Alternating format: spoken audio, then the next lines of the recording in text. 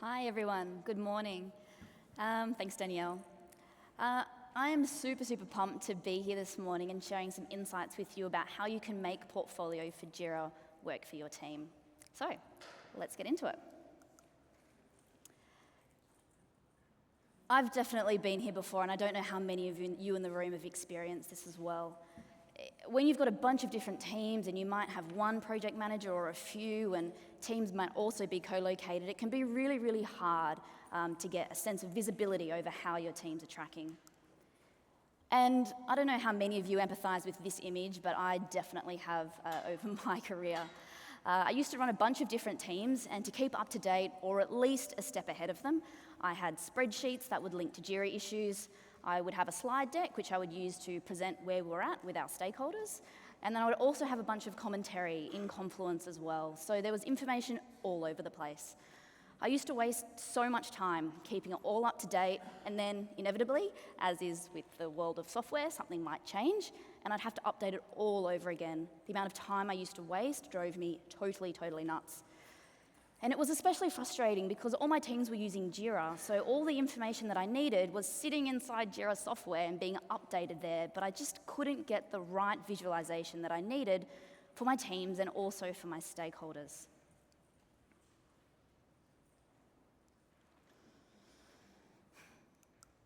So for those of you who weren't at the demo yesterday or haven't come to see us at the booth just yet, or are very new to Portfolio for JIRA, this is going to be the very quick salesy bit where I'll explain to you what Portfolio for JIRA is, and I'll keep it real quick, I promise. So Portfolio for JIRA is an add-on for your JIRA software that allows you to create realistic roadmaps for your teams. It allows you to make data-driven decisions and also keep everyone up to date really easily about how your teams are tracking. But enough of that, let's get into the reason why we're all here today. So I get this question from customers all the time, but it's not enough. Let's aim for this. And it's a hard one to answer, especially in a very big forum like this, because there's not a single answer. There are so many different flavors of teams, and rightly so. That's what makes every team so special. You might be using Scrum, you might be using Kanban, you might have created your own special agile methodology, which is really common, and you might even have some more traditionally inclined teams in the mix as well. You might have 4 teams, and then you might have 14. I'm going to spend the next 30 minutes sharing with you some portfolio best practice, tips and tricks, including understanding the portfolio scheduling algorithm. I'm going to share some recommendations for how you can manage different estimation methods for different teams when you want to bring them together into the one plan, and also how you can set up Portfolio for maximum visibility for all of your different stakeholders, including your team and also stakeholders who might be up in the C-suite. You are going to leave here absolutely busting with tips and advice to make sure your teams are set up for success with Portfolio for JIRA right from the start. And as Danielle mentioned, there's a bunch of tips and tricks that are on the cheat sheet for those of you who have just arrived. If you don't have one, don't worry. We've got a bunch more up at the Portfolio booth, and there's a few little piles floating around, or you might be able to steal some from some of the empty places. But please come see us if you don't have one. So let's kick off with some tips about how you can set up your JIRA software to work best with your portfolio plan. Before we get into JIRA software, and this is something that I quickly talked to yesterday, I'm sure many of you in the room here are familiar with this, but just in case you're not, Portfolio is conceptually based on the iron triangle of planning. So when we talk about projects, we've typically got 3 different elements. We've got scope, the amount of stuff that we want to get done. We've got our teams, which is the capacity of our resources to do the work. And then we've got time, so that is our deadline. When do we want to release the work? So typically only 2 of these can be fixed, and the third needs to have a little bit of flex. And as we get into the Portfolio UI, or if you've played with it before, you'll probably recognize some of these concepts. Starting with our JIRA foundation, Portfolio's understanding of time will initially come from how you are using versions within JIRA software. So if you're setting up your first plan, time is going to be derived initially from the start and end dates of any versions that you've already got set up. There's a really important priority connection between how you've assigned versions to an issue via the fixed version field, which you do inside your JIRA issues, that is respected once you have connected that issue into your portfolio plan. So if you're starting by creating a plan with issues that are already in flight or an active sprint, for example, and you've been perhaps inconsistent with your version assignment, keep this in mind because it's going to have a really big impact on the first roadmap that you create. If you haven't assigned any versions at all, or you don't use versions, or use the fixed version field a little bit differently, don't worry, you can create versions from within your portfolio plan. It's not a precondition, but it's definitely something to be aware of when you're setting your first plan because it can trip up some new customers. And most importantly, the fixed version field is absolutely critical for Portfolio to function, so make sure that it's not hidden.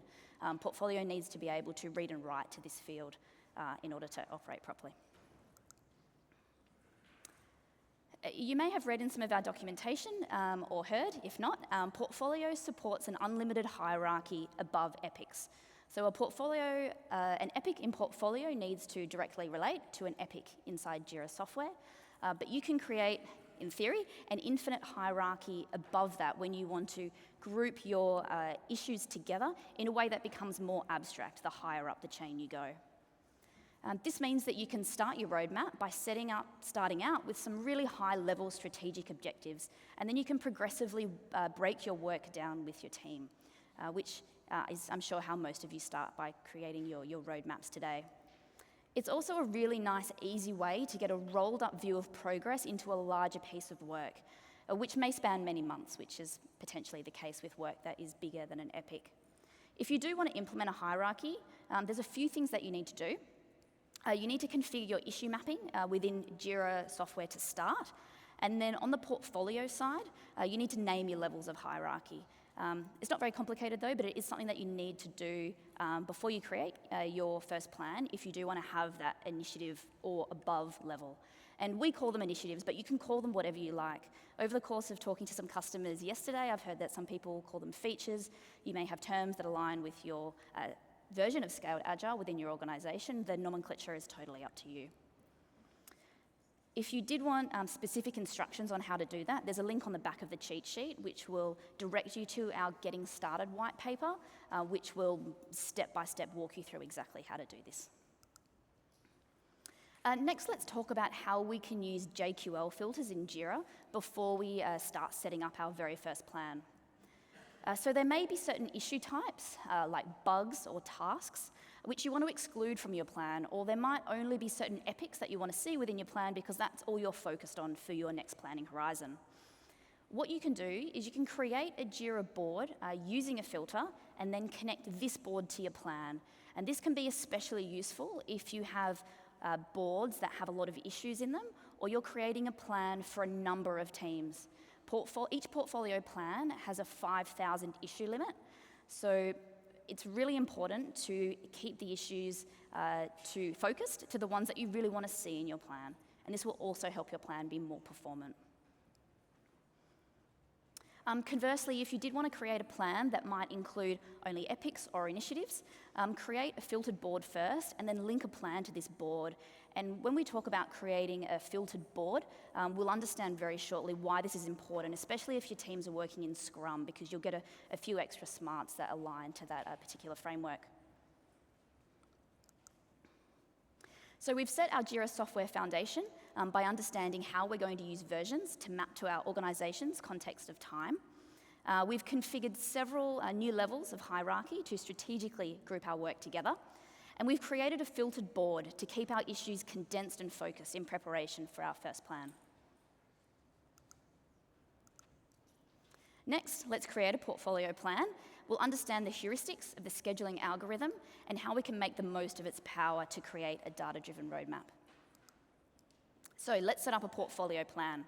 As I mentioned earlier, portfolio is conceptually based on the iron triangle of planning: time, scope, and capacity. And as we step through creating a plan, as I mentioned earlier, you'll definitely recognize some of these concepts.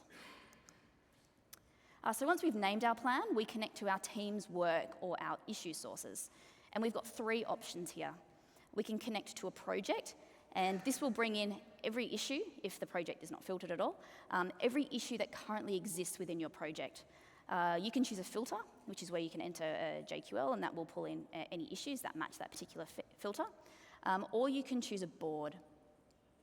As I mentioned, connecting to boards are definitely what we recommend if you're using the Scrum framework, because it will allow you to see your schedule broken down by sprint, and also some reporting based on sprint, which you can only do if you've connected to a board.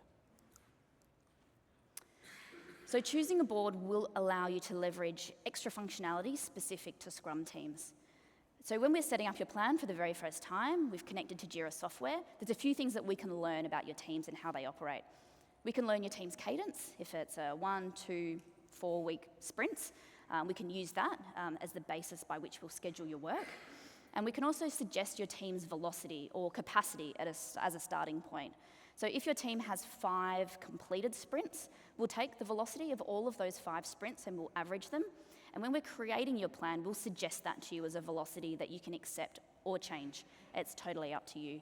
You can change your capacity, your team's capacity as well, when you're inside your plan and inside the teams area, which we'll talk to shortly, and also go through in the second demo that will be happening at 11:15 today. Next is releases, and this is where time comes in. And it really trips up people that it's called releases, so it's really just time. So choose the versions that you want, and these will be versions that already exist within each of your connected issue sources. You can choose one or many or none, that's totally up to you. And we'll derive the start and end dates, which is how we'll assign a portion work into a specific date range. You can always set up more, and you can also change the start and end dates associated with each of these releases once you are inside your plan.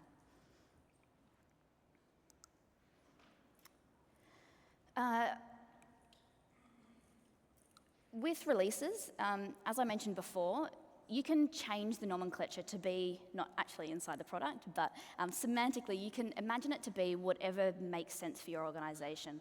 So a lot of our customers will have a version for each month. They'll have a version for each quarter. Some even have a version for each release. Some even use more abstract notions of time, so they might have a release for now, next, and later if they're working in a more continuous deployment model. And the fourth step is to create your teams. So we create teams for you. We'll create a team for each of your connected issue sources. And the reason that we do this is so we can assign a capacity component to your team. So this is less about the individuals that will be in your team, but how much collective capacity they have to do work. I've been speaking to a couple of customers over the last few days, and there's not a lot of pre-work that you need to do to set up your teams before you create your first plan. All you need to do or have an idea about is what their capacity might be. And here we're showing Scrum because we've connected to an issue source that is a Scrum board.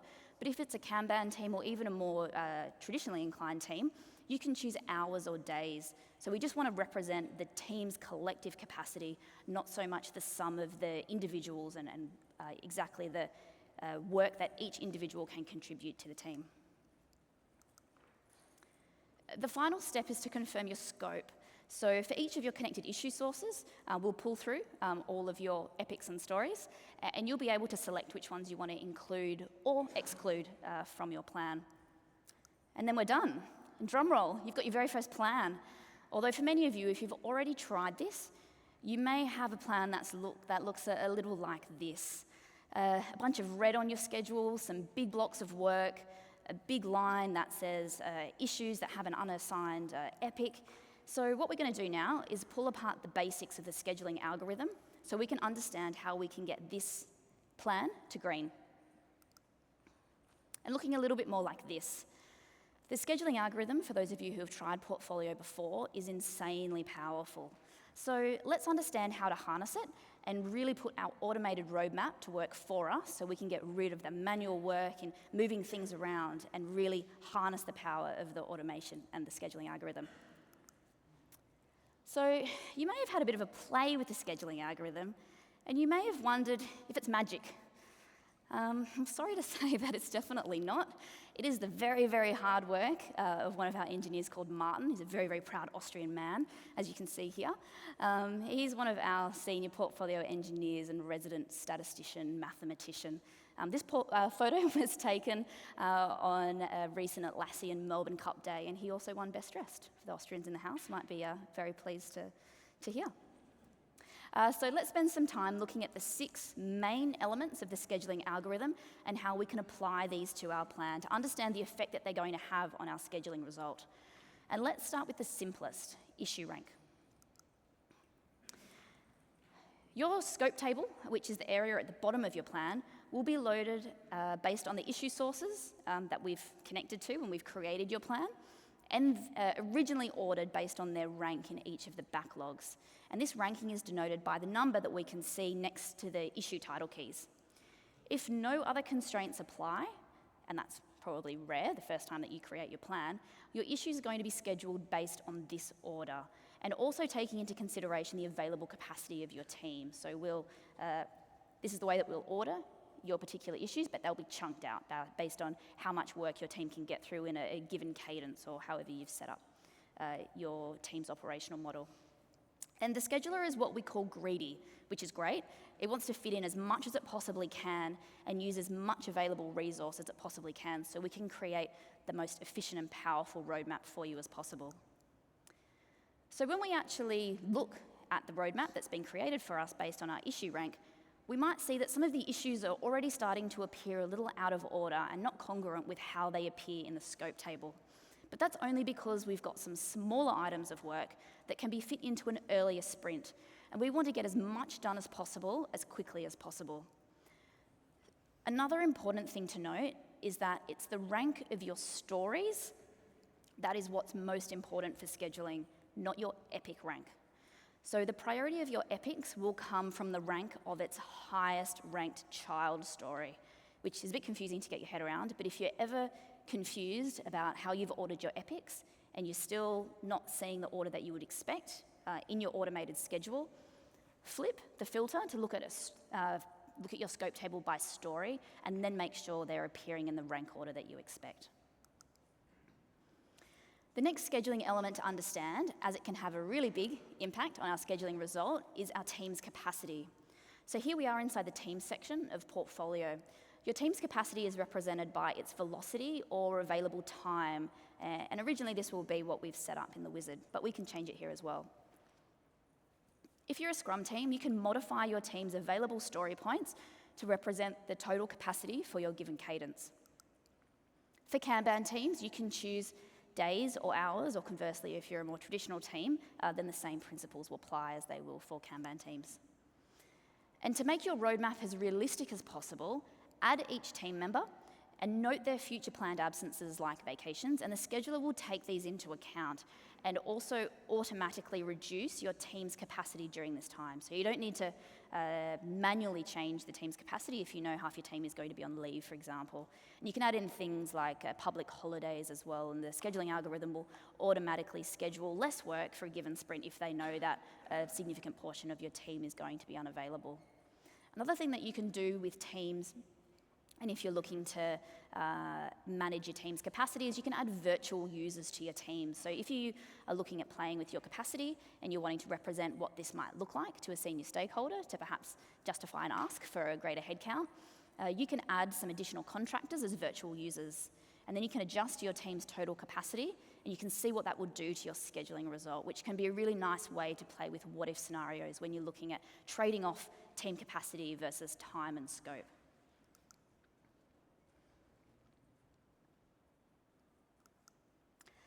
Now let's have a look at dependencies. So one of the realities of running projects is that you'll always have dependencies to manage and navigate around. And the portfolio scheduling algorithm will take these dependencies into account when creating your roadmap. We won't schedule issues with a dependent relationship to be worked on at the same time by default. You can overwrite this in your plan configuration, but it's something that you need to do at your own peril and then manage really carefully within your teams. So what we can see here is that we've got 2 issues that have a dependency, and visually Portfolio will highlight these to us by clicking on one of the issues. And even if you have an issue at the very, very top of your scope table, but it's dependent on an issue that's at the very bottom of your scope table, the dependent relationship is always going to overrule rank to ensure that you've got the most efficient roadmap as possible. We want to ensure that we don't have any members of your team sitting around idle or waiting and blocked by some upstream dependency. So the scheduling algorithm will take these relationships into account when laying out your automated roadmap.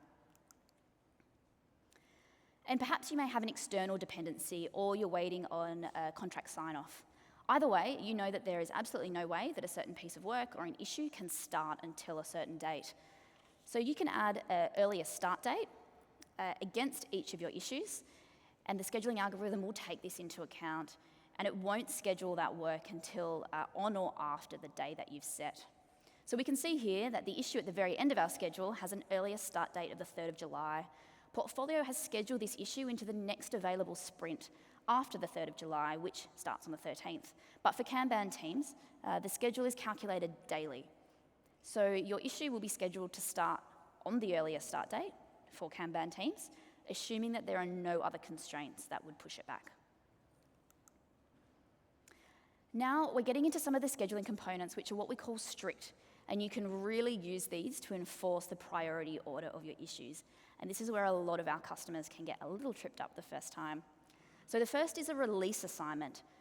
Portfolio will assume that if you have assigned a release version to an issue, then it is very, very important, and it absolutely must be done in the given date range that you've assigned to that particular release. And it's the start date of your release that is super important here. If you ever have big gaps in your schedule that you can't figure out, check the release assignment of your issues and the start date that's assigned to that release, because it might be the cause. And a release assignment happens in 2 ways.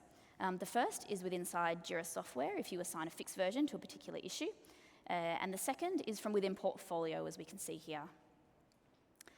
And just because an epic or an initiative is assigned to a particular release doesn't necessarily mean that all of the stories or child issues will be too. These might not be required for you to meet your release goal. So to remember to check your release allocations at the story level too. So if we think back to the iron triangle of planning, making a release assignment means that our scope is fixed. And this is a really common symptom when sections of our schedule appear to be red or overbooked, and this is usually in combination with a fixed release date. And we can see a couple of circles in the highlighted area here. So the filled circle is the fixed release date for our iOS beta, and the empty red circle is when Portfolio predicts that we're actually going to be done. The grey one indicates the start of our schedule. Because we've made strict release assignments and we have a fixed release date, Portfolio will schedule all the work that we've allocated, but it will show that we're not going to make that date. And then it will also highlight to us when the work is going to be done. So from here, you've got the data that you need, and you can make a decision around trade-offs. You can decide if you want to reduce some scope from your release, you can increase the size of your team to add some capacity, or you can accept the date that Portfolio is suggesting to you. Grouping work into releases can be a really great way to play with what-if scenarios, and makes it really easy and gives you all the data that you need to make trade-offs between scope, time, and capacity. And as an aside, for those of you who don't know, earlier this year we shipped a super, super cool new feature, even though I am slightly biased, which will allow you to create different versions of your plan. So you can collaborate and agree on the best version for your organization. So just head to your plan configuration, and in the navigation on the left, you'll see scenarios, and you can enable it from there. But back to the final scheduling constraint that we're going to go through today, and we're ending on the strictest one, and it's called a sprint assignment. So a sprint assignment tells Portfolio that the issue must be completed in a very, very specific time frame, and this is only relevant for Scrum teams as well. So firstly, you need to be connected to a board to make a sprint assignment, and the issue must be small enough to be completed within that sprint. So check if you've already allocated created any future sprints within your JIRA software board and allocated any issues into those future sprints. Portfolio will consider those to be a strict sprint assignment. You can only assign issues to future sprints that have been created within your JIRA board. And we can tell the difference here because some of the sprints are named for Australian animals, although to be honest, I don't know what a yakka is, compared to sprints that are named with numbers, which are the portfolio generated sprints. So how is scheduling different for Kanban teams? We've talked a lot about Scrum teams so far. And because we don't have a sprint cadence, rather a daily, continuous one, Kanban teams will have a schedule that's also calculated daily.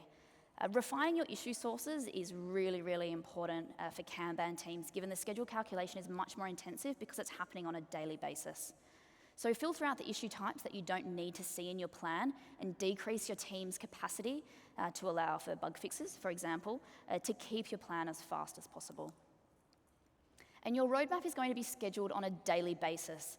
Remember that Portfolio is a forward-looking tool, so your schedule will shift each day to maintain this perspective. There are some workarounds if you're not comfortable with this, which we can find on our website. Come and see us at the booth and I can direct you to the blog. So, Kanban tips. Group your work together using releases, but set a dynamic end date to allow Portfolio to predict when an entire epic or a deliverable will be ready to ship. If you're always shipping, it might be useful to internally distinguish between a deployment and a release. So continuing to use releases may be a really nice way to signal to the rest of your company when an entire feature is ready, ready to be marketed, or a whole chunk of work has been shipped. And Portfolio needs work to be estimated or at least sized in order to schedule it, which will need to be addressed if you don't estimate your stories right now. If you keep to Kanban principles and size all of your work about the same way, there's a really simple workaround in setting default estimates, which we're going to run through next, which makes this really, really easy to manage. Otherwise, all schedule constraints that we've just run through are the same for Kanban teams and also traditional teams, of course with the exception of sprint assignment. Once you've created your plan, and if you're not sure why your issue is being scheduled in a certain way, run through this cheat sheet, check these different parameters. It's not all of them, but is the most popular ones or the 6 most basic ones, and you'll most likely be able to reverse engineer your way to what the constraint is. Now we've got a good grip on the main heuristics of the scheduling algorithm, so let's have a look at estimation for all teams. Often I talk to customers and they're looking to incorporate a few different teams into a plan, but they all estimate their work differently. Some might estimate in tortilla, some might estimate in chorizo, and some might estimate in these delicious green chilies that I've been eating a bunch of since I've been here, as well as all the patatas bravas, but that is by the by, which might actually mean story points, some in days, some in hours. So how can we bring these teams into the one plan and have it make sense when we're trying to create an automated roadmap? In our Portfolio plan, we need to be able to convert all of our teams to the same measure of estimation. So we're comparing chorizo with chorizo. And in Portfolio, this is pretty simple. We can set up a conversion ratio for our teams who are using relative estimation measures like story points. And the reason that we choose time is it means the same for all teams, which story points don't. And you can set this by going into your plan configuration, choosing your issue sources, and clicking on the advanced settings, and then set your conversion ratio. Of course, converting story points to time completely defeats the purpose, the agilist in me has to mention this, of estimating in story points, although it is common practice in a lot of companies. But we recommend doing this just for the context of your Portfolio plan, and so we are comparing chorizo with chorizo when we're generating our roadmap, as we've mentioned. And also, just to reinforce, nothing will change for your teams and their day-to-day estimation method. We've just made this change so we can make more sense out of our Portfolio plan, and this is totally contained on the Portfolio side. And it might take a little bit of experimentation to get this right. So start by calculating roughly how much time one point is worth, so you're not underestimating. So be conservative.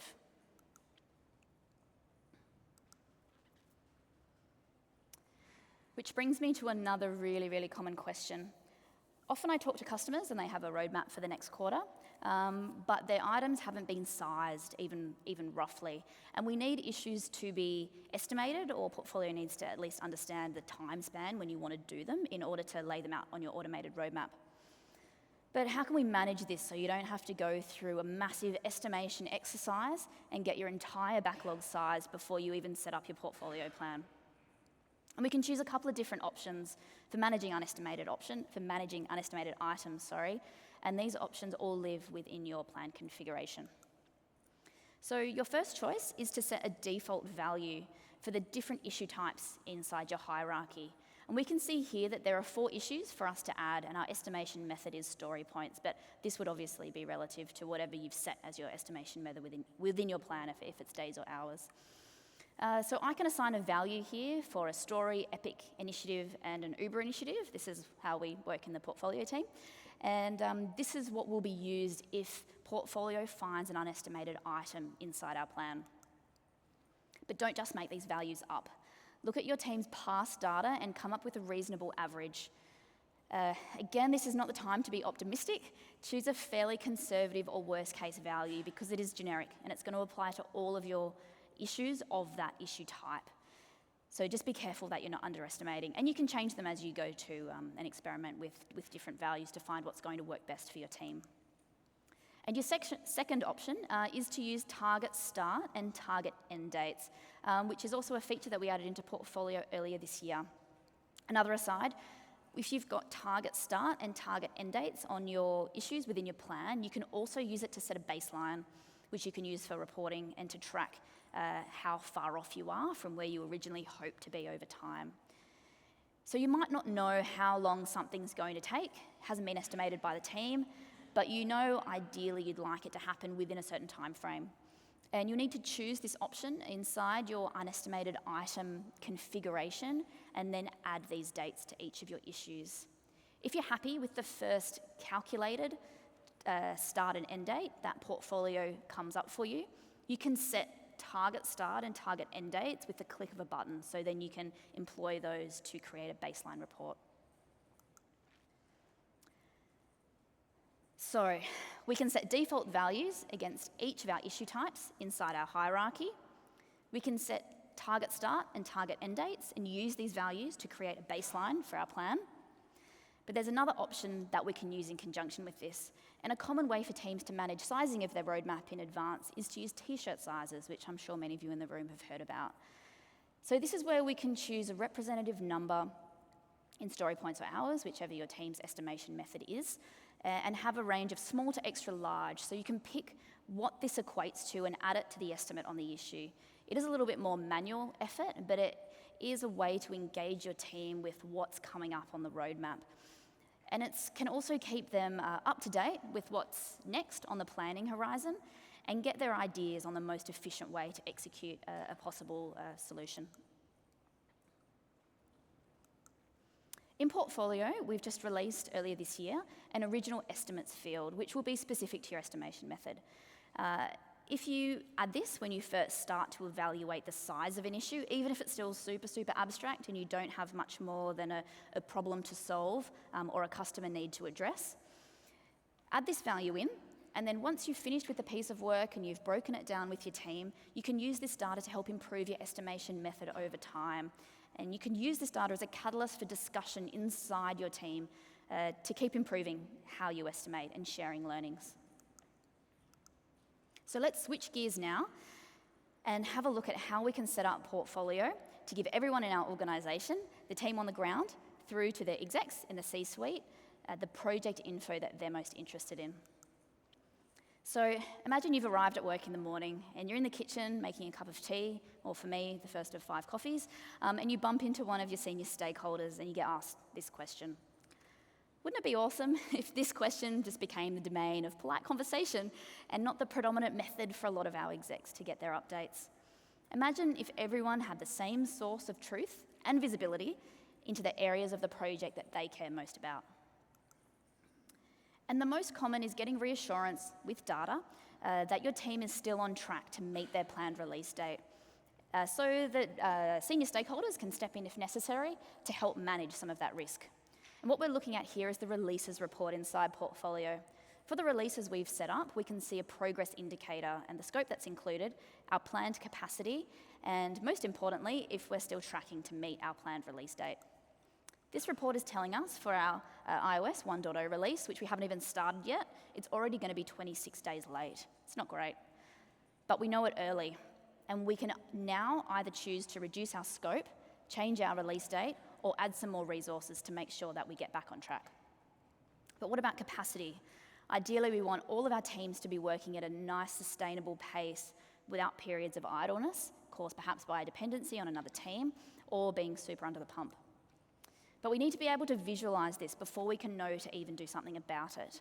The portfolio capacity report can show you when there might be big gaps or fluctuations inside your team's planned work, as we can see for our iOS team. We can understand what the cause is, and then we can address it. So we can further refine this by looking at the capacity of individual team members too. So you can make sure that you've got even distribution of work within your team as well as across teams. And let's check on the focus of teams. We might be looking to balance new feature development with platform enhancements and potentially doing some spikes into some new technology. But we want to get visibility into how we're spending our time to make sure that we're not spending more time than we'd like on, say, platform enhancements. But let's take a step back first. We've talked a bunch about hierarchy and initiatives, and now we're talking about themes, so what's the difference? And the difference is time. An initiative will end. A theme will persist beyond your quarter and perhaps even your year. Here's an example of initiatives and how we would consume them inside Portfolio. And notice that they all end.